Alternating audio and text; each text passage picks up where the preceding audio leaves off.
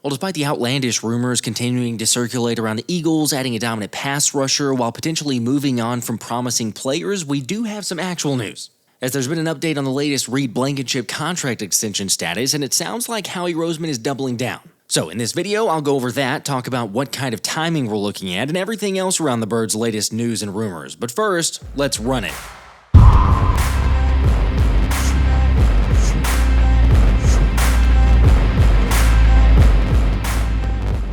What's up, guys? So recently I broke down every NFC East rival's biggest questions, concerns, areas for weakness, and things like that, which naturally led to me picking the Eagles, breaking the 21-year curse.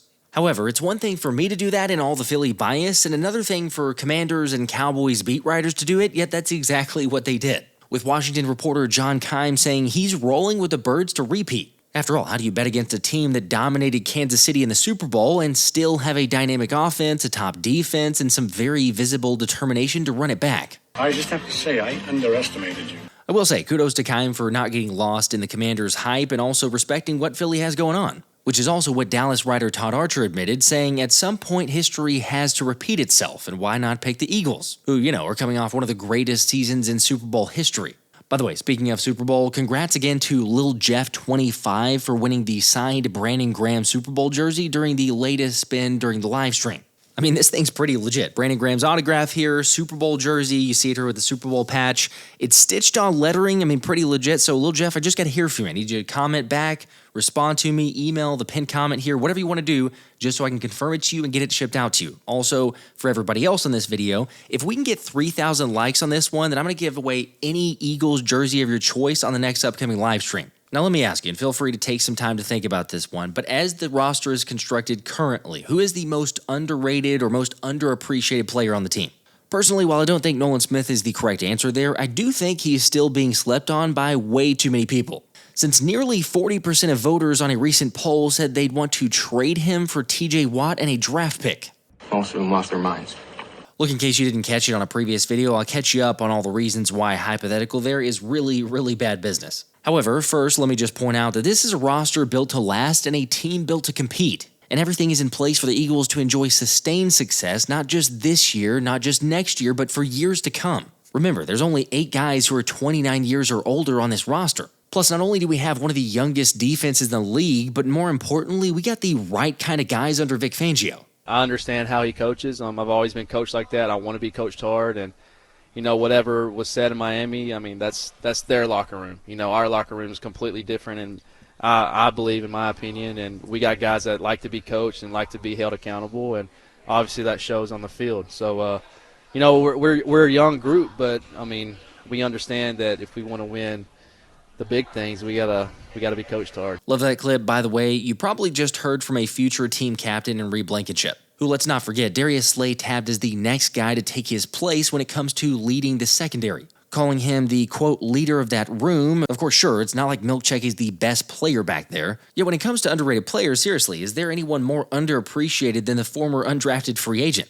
After all, since 2022, Blankenship has an 87.2 coverage grade while ranking 8th among 129 safeties during that time frame. Which is great, but to take it a step further, during his first 2 years as a starter, Reed has had 191 combined tackles, 17 pass breakups, and 7 interceptions. To save you the time and the research, Dave Zangaro pointed out that the only other players in the NFL to match those numbers over the past 2 seasons are Seattle Seahawks safety Julian Love, Atlanta Falcons safety Jesse Bates, and Green Bay Packers safety Xavier McKinney. Now sure, while Blankenship may not be a Pro Bowler and he may not be as talented as some of those other guys that I mentioned there, he's undoubtedly a very vital piece of this Eagles secondary. So with him entering a contract season and the biggest area of uncertainty being the safety pieces, especially those around him, the question has become when and how much should Reed Blankenship get extended for? Granted, the first part of that, Anthony DiBona was able to shed some light on the most recent contract extension talks. I can just say that last I heard, there have been no talks about a contract extension. So I can just keep it there. There have up until, that was about a couple weeks ago. I haven't kind of checked in on the situation again. But according to a source, there have not been talks between the Eagles and Reed Blankenship at this point. Just so everybody knows, no talks yet. Okay, so not the best of news, but obviously still, it's not like anything can't get done. We're just 3 weeks still away from training camp at this point? Although in case you were curious about an estimated target number, so when you take the 3 players I mentioned previously in Love, Bates, and McKinney, those 3 average out to make about $14.5 million per year. And that being said, my personal target range for Reed would be something like 3 years around $12 million per year. Again, is he a top 5 safety in the league? No, but he for sure can make a significant impact within the Eagles defense. I love y'all boys, man. No doubt. Love the hell out of y'all. We came in here, we fucking dominated, bro. I want to ride and die with this team. Yes, sir. Ride and die. Yes, sir. We got each other's back. Hurry up, right? Who knows? Maybe you get a team-friendly discount. I mean, it's blatantly obvious from the clip there, several of the clips, the Super Bowl celebration, what Reed said in the exciting mics, but he wants to be in Philly, so, maybe you get a little bit of a discount for him to stick around, keep the exciting mics going on. But I am curious, if you're looking at it, you're trying to think about what you might offer Reed, where would you start the contract negotiations for Milchek? Now, while you're letting me know that one, I got a couple of recent questions asking about a potential holdout. Since in case you weren't aware, Blankenship has the same agent as Commanders wide receiver Terry McLaurin, where McLaurin is still trying to get a new contract worked out and has many NFL insiders suggesting a holdout into training camp is likely. However, I wouldn't necessarily blame Reed to do what he thinks is best and what he needs to take care of himself and his family, but I think the Eagles have gotten a very recent reminder about how holding out can hurt your appeal and contract in the long term. AKA Hassan Reddick and the New York Jets, that whole fiasco there, which resulted in him ultimately having to settle for a 1-year prove-it deal this season with the Tampa Bay Bucks. Here's where I'm at though. Reed fits the system and is a perfect Fangio player. At the same time, Jalen Carter will be eligible for an extension, and I have to imagine that's priority 1A on Howie Roseman's big board, as it should be. And then Nolan Smith being right behind could very easily get another big number with double-digit sacks this year. So considering the fact that Philly can carry over the 30-ish million they have in cap space right now for next season, I can understand if the thinking is let's see how Andrew Mukuba performs, Sidney Brown progresses, and other guys like Tristan McCollum or Andre Sam do before deciding to pay out the cash. Heck, I didn't even mention longer-term plans or guys in the future like Quinyon Mitchell, Cooper DeJean, Jalyx Hunt. Still, yes, there's a world where keeping Reed along with extending JC and Nolan and others is still possible, but I gotta trust Howie whether Reed is locked up before this season or not. I mean, come on, this is a franchise with a general manager who's built 3 Super Bowl rosters in 8 years and knows how to replenish the talent on the roster, which is also why he was never going to entertain a big trade for Jalen Ramsey or all this conspiracy stuff for TJ Watt recently. Yeah, for those wondering, that definitely put some people on my bad side.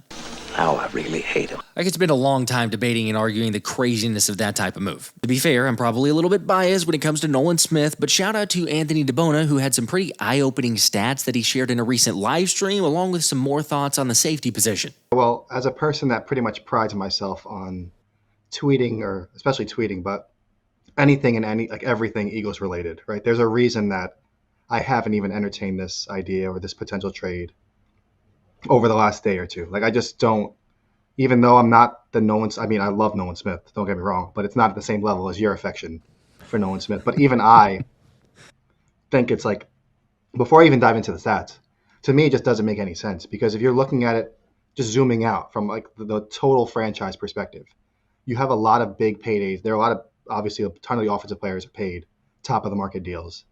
Kind of the reason you're able to do that right now is because you have so many players on rookie deals that are kind of overachieving or contributing at such a high level that you're able to have a great defense paired with an elite offense that has a ton of big contracts because of that balance, right? So the second that you trade away Nolan Smith, who's one of those players that's playing at not at an elite level yet, he's not obviously the TJ Watt caliber of a pass rusher just yet. But if you're talking about the totality of his contract and just the overall value that he gives you, it's not even close. I mean, TJ Watt, you're going to have to trade assets for him, in this case, Nolan Smith and a draft pick. Then TJ Watt wants a new contract. That's the whole reason why he's having issues with Pittsburgh. So now you're going to be paying him a top of the market deal, which he's going to want the Myles Garrett type of money or somewhere where it's $30 million plus a year, I would assume at least. And then obviously he's 6 or 7 years older than Nolan Smith, so that's a factor as well. He's had a couple of injuries that you have to worry about as well. But then now this is really where I started looking into the stats because, like I said, for all of those reasons, I already think it's a bad idea. I think keeping Nolan Smith, you have him at least for 3 more years with the 5th-year option. And worst case scenario, which I'm saying if you're paying him the most on that 5th-year option, if he makes more than 1 Pro Bowl, then you're paying him probably like $20 million or more on that 5th year, which in comparison to TJ Watt would still be $10 million or less per year. So it's just obviously all those factors play in. But then looking at his stats, this is all according to Pro Football Focus. So they have their traditional pass rush stats, which is just any pass rushing rep where they didn't drop back in coverage, where they were actually a pass rusher. So Nolan Smith's sack rate, he had, according to them, because they don't do half sacks, he had 11 sacks. This is counting the regular season and the postseason. He had 11 sacks and 425 pass rushing snaps. TJ Watt had 12 sacks and 599 pass rushing snaps. So Nolan Smith's sack rate is 2.59% compared to TJ Watt, which is 2.00%. So he beat him there. Obviously, Nolan Smith isn't getting the attention, the double teams, the triple teams that TJ Watt is. So that's obviously a factor. But just overall, like I said, these numbers, side by side, Nolan Smith, as you'll see, wins in every category. So then you go into his pressure rate. Nolan Smith had 50 pressures in 425 snaps. That's an 11.76 pressure rate. TJ Watt, 57 total pressures in those 599 snaps, which is a 9.51% pressure rate. And then their win rate overall, identical, 13.3%. Right? So that's just all pass rushing snaps, no matter what the offense did, how quick the pass got out, anything like that. Yep. Diving it a little bit deeper. So Pro Football Focus has a true pass rush set or true pass rush statistic that they use, which removes any rushes with 3 or fewer pass rushers. So basically, you're not really expected to get a pressure at that point because you're 3 versus 5 essentially. And it removes play action passes. It removes screen passes and short dropbacks or passes that were released in less than 2 seconds. So basically, all the quick game is taken out of it. So this is where they're more of a traditional drop back where they have more time in the pocket. This is how Nolan Smith and TJ Watt performed. Nolan Smith, 7 sacks and 198 true pass rush reps, which is a 3.53% sack rate. TJ Watt, 3.39%. So he beat him there. Smith's pressure rate, 50 pressures in 198 snaps, 15.65%. TJ Watt, 12.65%. Win rate, which is where they were tied before, 19.4% for Nolan Smith, 16.0% for TJ Watt. So literally every pass rushing category, Nolan Smith beat him out. Obviously not the same amount of attention, which factors in, but I just wanted to share all those stats with you that I might include in an article that I'll write about this because like I said, I know you're passionate about this topic. I'm very passionate about this topic as well. So I just think it's crazy to even entertain that idea. But yeah, Nolan Smith he's a foundational piece in Philadelphia. I don't think he's a trading piece. Can't argue the math. I wasn't going to argue anyway, but yes, can't argue the math on that. And you break it down even further. I would be curious, and I don't know if there's, for one, I haven't done a deep dive on it to know that you probably could figure this out. There's probably data out there, but I would be curious also like against the run and the percentages, numbers, true run stop win rate or things like that, how they contributed there to also play a factor. I don't know, but I would assume that Nolan would hold up in that category because as much as he's talked about playing the run, stopping it, and that's kind of a big focus, he's really never had issues with that, even as much as going back to his rookie year and saying like, can he pass rush? Can he do that? Stopping the run was really never a concern. But yeah, there's so many ways that you could look at this thing. And I know it's like, because I saw some people, no, we got Saquon and, we were able to go win a Super Bowl. Like that was the piece for last year. This year it could be TJ Watt. But it's completely different when you're signing a free agent. Still, you did have to sign him. You still had to pay money. But it's completely different of signing versus trading away an asset like you're talking about. Because the Nolan Smith, the potential for one, and we look at the morale, the chemistry, the locker room vibes, like Nolan Smith, it's not even just all that you just talked about potentially missing out or just changing, trading away to get in TJ Watt. The locker room is a huge aspect of that and the team chemistry. Like you got the Philly Dogs for one, but Nolan Smith is a giant piece to that. And so I would very much be against it, like I say, for those number of reasons. But then the other ramifications, like Michael says here, and I'm going to get to the other super chat. Daniel, I'll get there here in a second as well. But like Michael mentioned, with a 10, appreciate that, says you're essentially trading Nolan Smith and draft picks while sacrificing the ability to pay Jalen Carter type contract. That's just an awful trade-off in every way, or awful trade-off in every way for the Eagles. Couldn't agree more. So as you're going through that was a super chat that he threw out there. And it's right, because there's so many layers to this thing, and the Eagles have roughly $30 million in cap space currently. We've mentioned it on many live streams, and we'll say it over and over and over. The cap can carry over to next season. So if they don't get anybody else, if it's very minimal acquisitions, that $30 million, yes, it is set aside. It is, hey, Jalen Carter, because we know that contract is going to be crazy. It could be the highest that we've seen for a defensive tackle, but it'll be astronomical regardless. And if they go make this move, I mean, there's no way that you trade away Nolan Smith and a draft pick unless you have full intentions to get TJ Watt and extend the contract. Otherwise, you're like, what on earth are you doing? Like, you want to, for one season, you want to have TJ Watt, who I guess you're hoping he would even play. Like, what if he holds out? What if he's like, nah, I'm not going to play? Then you've really screwed yourself because you miss out on Nolan Smith. Well, we don't want to pay you because we don't want to move Jalen Carter. There's so many reasons. And again, it's Nolan Smith, so you can see that I get worked up, but very easily argue against this thing. Daniel F., by the way, real quick too, for the other super chat, because I'm going backwards here, but the 5, Saquon's dad now, I guess, because that's his son. TJ Watt goes against everything Howie has been building. Wrong side of 30, too much cost. He would take away from contracts that need to be worked. There you go. Yeah, I mean, that's pretty much what I was going to start to say. It's like piggyback off of what you were saying. It's just Howie Roseman has kind of learned from his mistakes over the last 5 to 10 years. This feels like a move that the Eagles would make maybe like a decade ago when they were kind of known for chasing that big name that became available and kind of taking those big swings. But there was a reason that before last season he was saying, hey, we got young guys, we have to let them play. And we're already seeing it this year. I mean, they had basically as much success as possible as you could have asked for last season with how Nolan Smith, Jalyx, Quinyon Mitchell, Cooper DeJean, how all of those guys played, right? So, I mean, I don't know if they're going to have that same level of success, but they're doing it this year again with Kelee, Ringo, Tyler Steen, potentially Sidney Brown or Drew Mukuba at safety. So they're betting on these young guys playing well on these ridiculously cheap contracts compared to what players of their caliber would be making on the open market. So that's kind of the advantage that the Eagles have right now, is that they have a ton of draft picks. So if it came to just straight up draft capital, I would have no problem with them trading for TJ Watt, because I mean, if he wants to just play out the 1-year deal and then you get the compensatory pick when he signs a free agency, sure. If he wants to sign, because I see some people saying that they trading for him and extending him wouldn't allow them to keep the other guys. I mean, in the NFL, especially with a guy like Howie Roseman, there's always ways to make things work, and you can front load a contract or back load another contract just to kind of make the money line up and make it work. So that's a possibility too. But I just think that they're so excited about this young edge room that they have now, which is why they traded away Bryce Huff, and obviously Brandon Graham retired, but they haven't really brought in a huge name at the position for a reason. They could have drafted somebody earlier on the edge.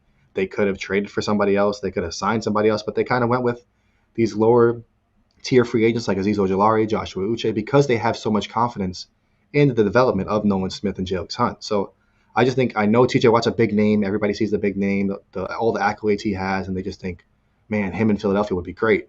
But at the same time, there's so much more that goes into it that I just don't think Philadelphia will be looking for right now. Right on. We're very much agreeing. It seems like the vast majority of people, which maybe, because we titled the video here and saying that the rumors are going too far and seeing the thumbnail, but it seems like the vast majority is in agreement, which I'm happy to see, because like I mentioned earlier, there were a decent amount, not the majority for sure, definitely not the majority, but there was a decent amount of people that were like, oh no, I would definitely, I would trade it. It's TJ Watt. It's the difference, all the other things that we mentioned there. So, but good to know as well, because sometimes it's just, face value, but you dive deeper into the stats and what the trends, the analytics, and everything else there says too, and it's holistic. Like, every part of that trade does not make sense. So we'll see. Just be vigilant. Not to say that there won't be people out there trying to capitalize on it or make it seem like, oh, hey, this might happen. We're going to be trading away Nolan Smith or anything like that. No, I know that Howie's doing his due diligence, but I mean, even think about, as you mentioned there, like how much Howie has talked up the young guys, has talked up Nolan Smith, has talked up these moves that they've made and winning in the draft. Like, they have the Super Bowl window, and not that it necessarily closes if you were to even make that move, but it hurts you. Like, it doesn't help long term. If you want to make the case, or you're arguing like, well, yeah, but it would help in the short term. Okay, probably helps you if just at face value you're saying type of production, attention that they would get on one side, pass rusher, proven, perennial, all this other stuff. Fine, but over the long haul, like, you look at the way this Eagles team has been built and what they have coming down the pipeline. The Super Bowl window, as we've talked about, it's 4 years, it's 5 years. I mean, you have plenty of time here, so there's no reason to get just brash and say, well, we need to hurry and get this thing figured out for what, just for this year, because it's that one move. They trust and believe in the pass rushers, and like you were saying with Azeez Ojulari, I mean, he highest paid free agent, $3 million. There's a plan here, and how he's been executing it, I think, to perfection of what he believes, where they're going with this thing. So you could still make a move at some point, but I'm 100% with you. Vast majority seems to be in the same boat based on the comment section. Beating this Justin Simmons thing to death, but what are y'all's current take on the situation? At what price tag is he worth on a 1-year deal? I think last offseason he signed with the Falcons like the middle of August or so, and I feel like he's probably going to do that same thing this season because it gives teams the chance to kind of view their safety position, see, for example, with the Eagles, see how Sidney Brown and Drew Mukuba are looking at safety, and they might think, hey, you know what? We're not too happy here. Let's give Justin Simmons a call, see what he wants, see if his price has calmed down or anything like that. Because ideally, I think the Eagles would like to pay him probably or any team for that matter, after he got the 1 year, I think $8 million fully guaranteed last year. I think he's probably looking at 1 year, maybe $3 or $4 million guaranteed, and then incentives to earn another $1 million or $2 million on top of that, whether it's playoff games or Pro Bowl, being into the Pro Bowl or All Pro team or interceptions. You can do different things with that. So if he's comfortable with something like that, I think that would definitely make sense for the Eagles, especially if they're not happy with the competition between Brown and Mukuba, which is as it kind of drags along and as he waits on the market even longer and longer, unless there's an injury somewhere else at safety on another team, I think the Eagles still make a ton of sense. I know we've talked about it for 2 or 3 years at this point, where it's just when it finally does happen, it's just oh, okay. I guess not even going to be a surprise anymore. It's oh, it just finally happened. But, I mean, I personally think it would make sense because that's one of the kind of spots in the roster that I think is a little bit more shaky than people realize. Or I know everybody's optimistic about Drew Mukuba, and a lot of people are questioning Sidney Brown, but they're very optimistic about Drew Mukuba. But at the same time, if Reed Blankenship struggles a little bit or something like that, now all of a sudden, I feel like safety can be exposed almost faster than any other position on defense outside of maybe an outside cornerback playing man coverage.